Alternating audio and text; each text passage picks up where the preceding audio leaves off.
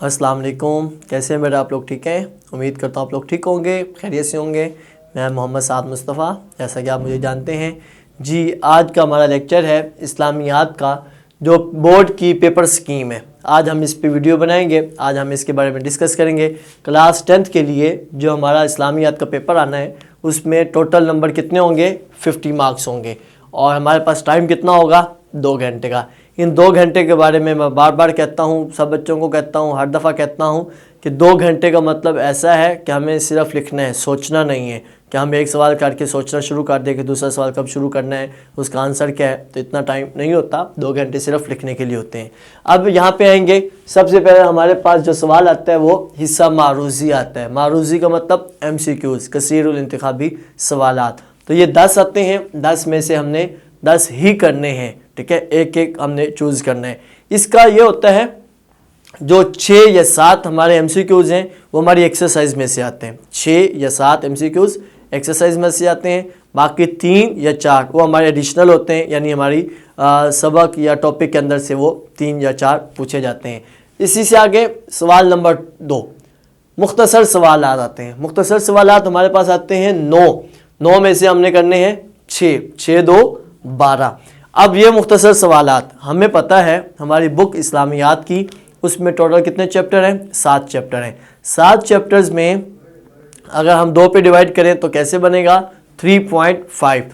तो ये जो मुख्तसर सवालात हैं फर्स्ट 3.5 चैप्टर में से ये पूछे जाएंगे, यानी ये हमें याद रहेगा।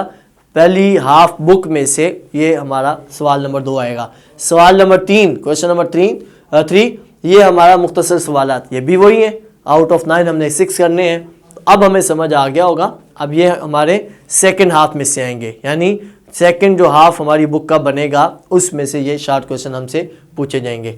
आ गया जी क्वेश्चन नंबर 4, सवाल नंबर 4, शख्सियात पर नोट। ये हमें 3 आती हैं, 3 में से हमने 2 करनी है। 1 के 4 नंबर हैं, 2 के 8 नंबर हैं। तो 8 नंबर हमें यहाँ पे कंप्लीट करने हैं। तो ये चीज़ें हमें याद करनी है। शख्सियात चैप्टर नंबर 6 में से ही सिर्फ आएंगे और कहीं पर भी नहीं है। चैप्टर नंबर 6 आपने अच्छे से अंडरस्टैंड करना है, उसमें से ये क्वेश्चन नंबर 4 हमें पूछा जाएगा और कहीं से भी नहीं आता।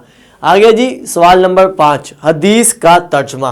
पेपर में एक हदीस आती है, कोई चॉइस नहीं होती, एक हदीस आती है। एक का मतलब हमने एक ही करना है, उसके 3 नंबर होते हैं। एक हदीस के 3 नंबर करने हैं। और ये हदीस कहाँ से आएंगी? पूरी बुक से नहीं आएंगी, ये सिर्फ और सिर्फ पहला चैप्टर जो है हमारे पास, उसमें 10 अहादीस हैं।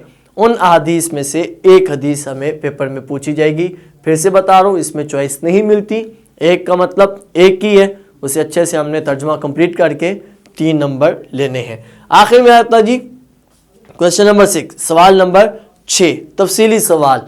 ये भी 2 आते हैं, 2 में से हमने एक करना है। इसमें भी एडवांटेज हमें ये है, फ़ायदा हमें ये होगा कि ये जो तफसीली सवाल है इसमें हमने चैप्टर नंबर 6 को ऐड नहीं करना, उसमें से लॉन्ग नहीं आएगा। लॉन्ग आएगा बाकी 6 चैप्टर में से, स्टार्ट वाले 3 चैप्टर में से एक लॉन्ग और एंड वाले 3 चैप्टर्स में से एक लॉन्ग। तो हमारे पास 2 लॉन्ग आते हैं, 2 में से हमने एक करने हैं, ठीक है।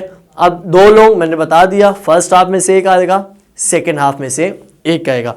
तो ये हमें अच्छे से अंडरस्टैंड करना है, क्योंकि बुक हमारी कंप्लीट हो चुकी है।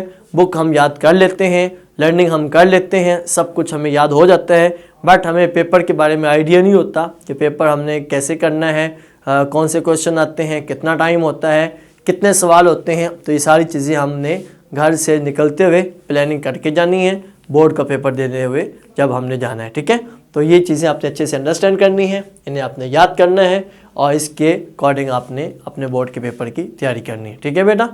ओके, अल्लाह हाफिज़।